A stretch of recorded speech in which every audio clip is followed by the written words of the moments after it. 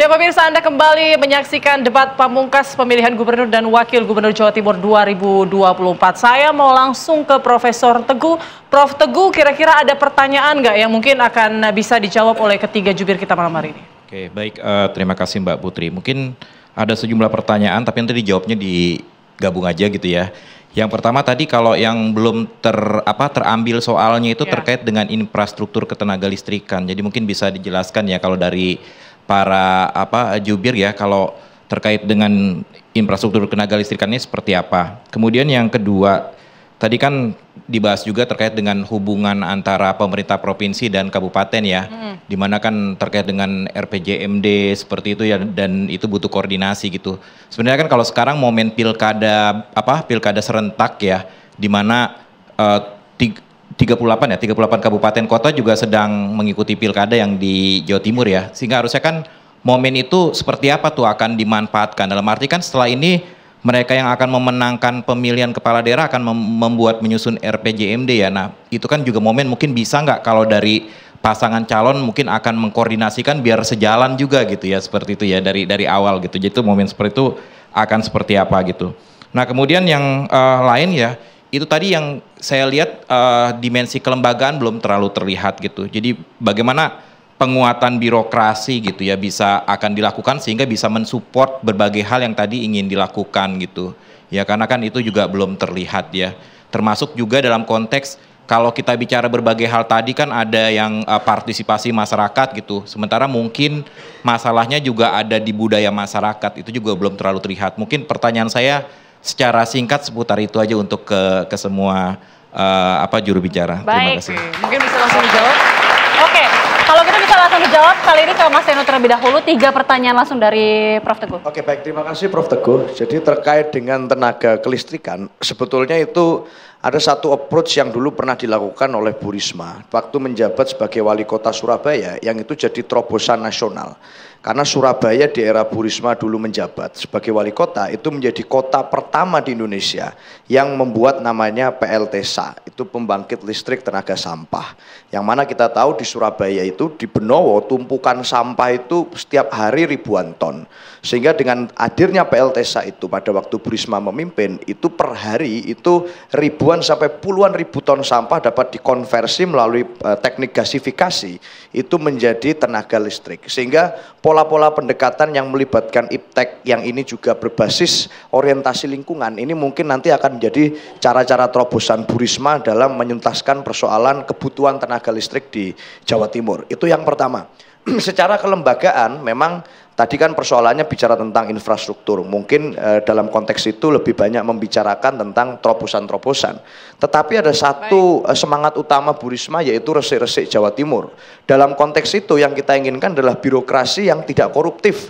Maka bahkan Bu Risma berani membuat satu terobosan jika memimpin, siapapun yang menjadi whistleblower kepada pemerintah yang menunjukkan bahwa ada pungli, ada korupsi di pemerintah Provinsi Jatim akan diberi imbalan sebesar 10 juta rupiah. Itu yang diterapkan Bu Risma secara kelembagaan sehingga resik-resik Jatim itu betul-betul terjadi. Terima kasih Prof. Selanjutnya Mas Andi, silakan. Mas Seno kan baru berbicara. Singkat saja ya Mas. Singkat, ini ada banyak Mbak yang perlu diberikan amplifikasi nih. Mas Seno berbicara masalah tingkat 2 yaitu kota. Bu Khofifah dan Mas Emil itu sudah melakukan terobosan dengan rasio elektrifikasi di Jawa Timur itu sebesar 99,62%. Lalu PLTS dan energi hijau, distribusi 44 PLTS itu sudah di atap pesantren, lalu 996 PLTS SHS dan 22 PLTS di Madura. Dan juga sambungan listrik gratis sudah hingga di atas 92 hingga 92% di tahun 2019 sampai 2023. Terakhir, energi terbarukan tidak hanya dari sampah tetapi juga surya, geotermal dan lain sebagainya.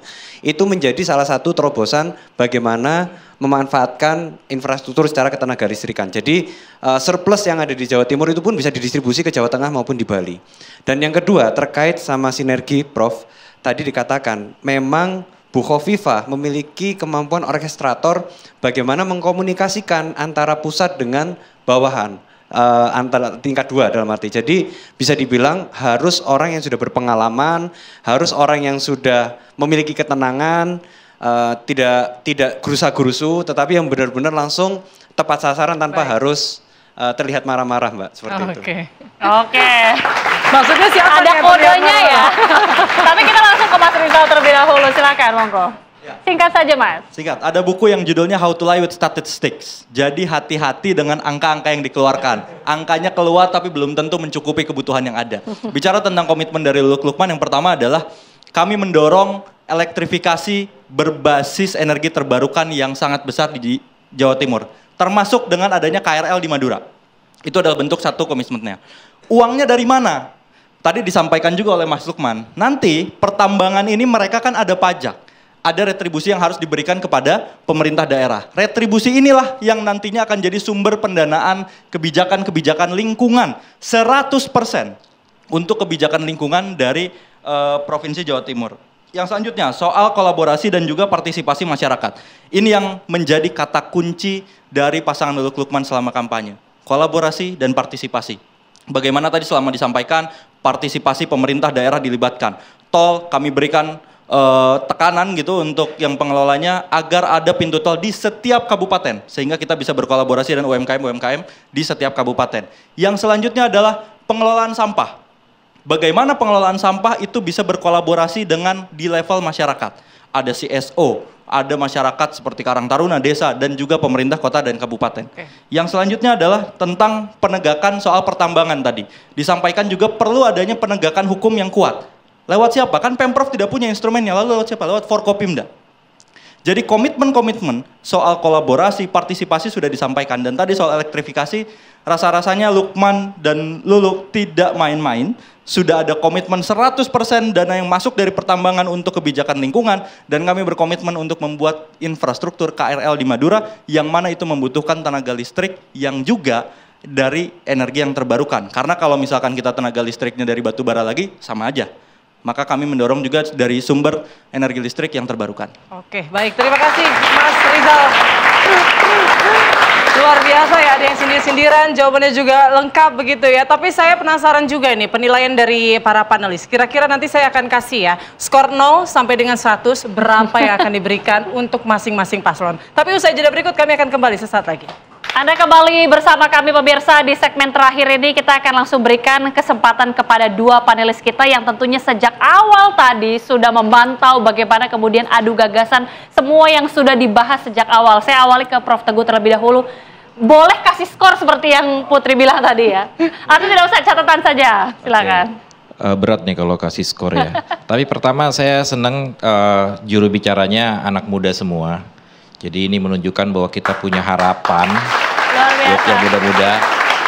Kemudian dari jawabannya sejalan dengan apa yang disampaikan oleh pasangan calon ya. Jadi yang disampaikan dan akhirnya yang tadi spill-spillnya ada juga yang dibahas oleh pasangan calon gitu. Jadi itu terlihat dan teman-teman jubir juga terlihat konsisten untuk jawabannya ya. Jadi itu juga terlihat seperti itu gitu. Jadi saya beri apresiasi untuk teman-teman semua ya. Terus nilai ya, harus nilai. Paslon 1. Paslon 1. Sama deh kalau menurut saya nilainya semua dikasih di atas 80 aja gitu ya. Bisa aja, Prof. Kalau menurut saya, ini menurut Pak Henry ya gitu. Ya. 80 skornya, oke. Iya, 80-an. Prof. Henry, ini warga Surabaya nih, nilainya masing-masing. Harusnya lebih ini ya. Ya. Saya ini pengajar komunikasi politik. Sejak tahun 87 saya ngajar komunikasi politik. Saya tidak percaya bahwa sebuah debat itu akan bisa mempengaruhi banyak orang. Makanya saya akan berani memberikan penilaian tinggi kepada yang tampil bagus, tapi belum tentu itu akan mempengaruhi banyak orang. Karena memang seperti itu yang terjadi. Biasanya perdebatan itu hanya mempengaruhi sedikit margin orang, tetapi akan menjadi bermakna ketika kompetisinya itu sangat dekat. Karena swing voter yang kecil, dia mempengaruhi sebuah kemenangan. Cuman kayaknya Jawa Timur ini tidak terlalu sedikit, jadi tidak terlalu ketat sekali gitu ya. Nah, saya akan memberikan nilai yang tertinggi dulu. Oke, boleh silakan. Kalau dari yang tertinggi, pertama saya melihat bahwa kalau tadi 80 ya, saya memberikan 85 kepada pasangan nomor 1 dulu. Kenapa? Karena pasangan nomor 1 ini belum pernah menjabat eksekutif, tapi dia harus membayangkan seolah-olah jadi eksekutif. Sehingga saya kasih 85. Tapi ada yang agak sedikit karena bertahan karena sudah 5 tahun yang biasanya hanya menyampaikan apa-apa yang sudah dilakukan begitu, itu pasangan nomor 2. Nomor 2 80 aja deh. Beda tipis ya, Prof. Nah, baru kemudian nomor 3 ini sama dengan nomor 1, dia cukup lengkap 85 juga. Itu yang bisa sampaikan. Karena dosen itu biasanya bisa menilai ya. Walaupun tentu saja ini subjektif saya. Tapi itulah yang bisa saya sampaikan sebagai panelis karena harus menilai. Oke, baik. Prof. Henry, tapi boleh ditambahin juga mungkin, kalau tadi kan kita sudah mendengarkan secara keseluruhan, mungkin ada yang belum disampaikan, mungkin bisa jadi rekomendasi atau catatan buat siapapun nanti pemenangnya ke depan? Yang belum disampaikan di dalam perdebatan tadi itu infrastruktur terkait dengan telekomunikasi atau digital. Yang sekarang baru ramai dibicarakan. Ini seperti apa? Apakah mau meneruskan pemerintah pusat yang tidak punya kedaulatan digital? Ada saran mungkin? Makanya saya mau tanyakan sebenarnya tadi itu kepada kalau cuman sayangnya waktunya habis gitu kan. Makanya ini adalah sesuatu yang saran saya adalah mereka perlu hati-hati ketika menggunakan pengembangan infrastruktur digital. Karena kita ini ada sekitar 176 ya. 170 atau sekitar 100 lebih lah.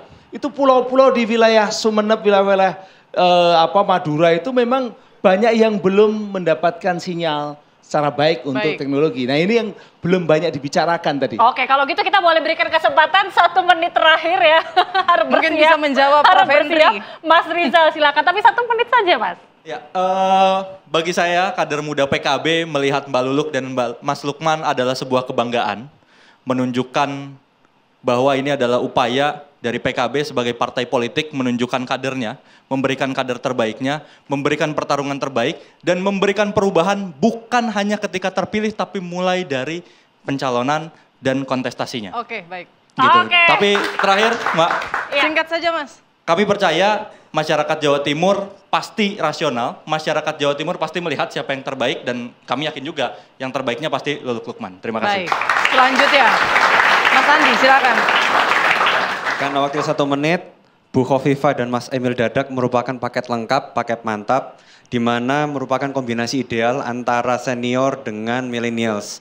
Di situ juga pengalaman beliau memimpin Jawa Timur dan memimpin kabupaten itu sudah teruji, sudah terbukti, terlepas dari isu-isu yang dilempar oleh pasangan itu hanya gimmick-gimmick saja. Yang terpenting adalah semua punya semangat yang sama, dan sekali lagi untuk Jawa Timur yang lebih baik sebagai gerbang Nusantara baru. Mungkin dari kami itu saja, mohon maaf Mas Rizal, Mas Seno kalau ada yang mungkin kurang berkenan, tetapi sekali lagi mari kita tuntaskan dan lanjutkan dengan mendukung Bu Khofifah dan Mas Emil Dardak. Oke, Mas Seno. Ya terima kasih banyak. Soal pertanyaan Prof. Henry tadi saya rasa sempat dijawab oleh Gusan bahwa kita akan menggunakan bantuan layanan satelit komunikasi untuk menjangkau daerah-daerah terluar. Tetapi poinnya secara umum begini karena singkat sekali nih ya. Bu Risma Gusan ini pasangan nasionalis religius yang saling melengkapi, rekam jejak keduanya tidak bisa diragukan lagi. Keduanya memang adalah pasangan yang mewakili kebutuhan masyarakat Jawa Timur akan bersih-bersih Jawa Timur, pemerintahnya harus bersih, warganya juga harus bersih, gaya hidupnya, kulturnya, termasuk bagaimana aktor-aktor politik yang menjabat sebagai kepala daerah di Jawa Timur harus bersih dari korupsi, bersih dari catatan hitam. Dan Bu Risma memang punya pengalaman sebagai wali kota yang dikenal kadang-kadang suka marah-marah. Tapi marahnya bukan untuk apa, marahnya untuk melindungi rakyat, marahnya serius. Karena Jawa Timur cukup sudah melihat kepemimpinan yang mungkin hanya dengan kesopanan yang artifisial, tetapi punya catatan hitam di belakangnya. Waktunya punya pemimpin baru. Terima kasih. Jawaban atas sindirannya Mas Andi tadi ya Mas Seno ya. Baik, terima kasih banyak Mas Rizal, Mas Andi, Mas Seno, Prof. Teguh, Prof. Henry, dan juga teman-teman adik-adik mahasiswa yang sudah menemani kita pada malam hari ini. Tidak terasa ya kita sudah ada di penghujung acara, dan kami ingatkan kembali untuk warga Jawa Timur untuk jangan lewatkan 27 November, datang ke TPS, berikan hak suara Anda karena suara Anda menentukan nasib 5 tahun mendatang Provinsi Jawa Timur. Oke, luar biasa sekali. Dan akhir kata saya Agita Mahlika. Dan saya Putri Windasari pamit. Terima kasih atas kebersamaan Anda. Sampai jumpa.